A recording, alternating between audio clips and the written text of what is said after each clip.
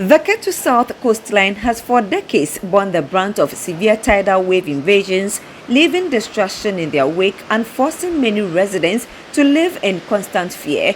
Repeated calls from affected communities for a permanent solution have echoed across successive governments. A profound sense of relief and appreciation filled the air in Agaveji, Salakope, Amutinu and neighboring coastal communities as President John Mahama officially launched the second phase of the Blekusu Sea Defense Project. Me akpega tohiare damne le yepe nyagbe jiwowo awo inami kpovayi yenya phase 1 Blekusu to ye ojoa epa amanyi kata jukprola yi ono anye ometen we nami o akeya epa vava egava phase 2 a omnami mi dakpene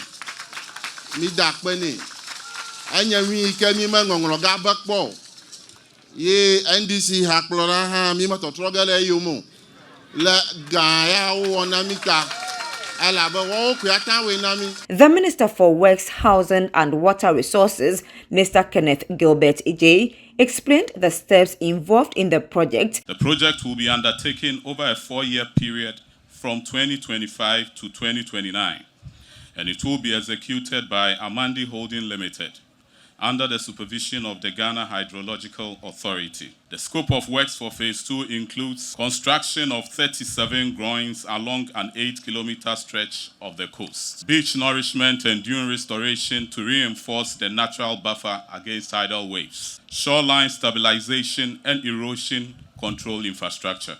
In addition, the core protection structures, the project will provide a modern fish market, a cold storage facility for fish preservation, fish drying and smoking areas, a car park and lorry station, public washrooms, and a solid waste management system. The Member of Parliament for Ketu South, Madam Ablajifa Gumashi, was full of joy and gratitude. This is a father who understands when his children cry. This is a man who has concern and interest in our affairs. Your Excellency,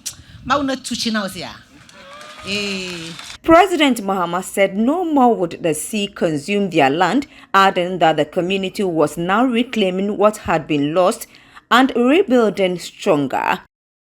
I want to assure people in other parts of the country that are facing the same problem, but that, I mean, one by one, we will tackle them and resolve them. Yeah.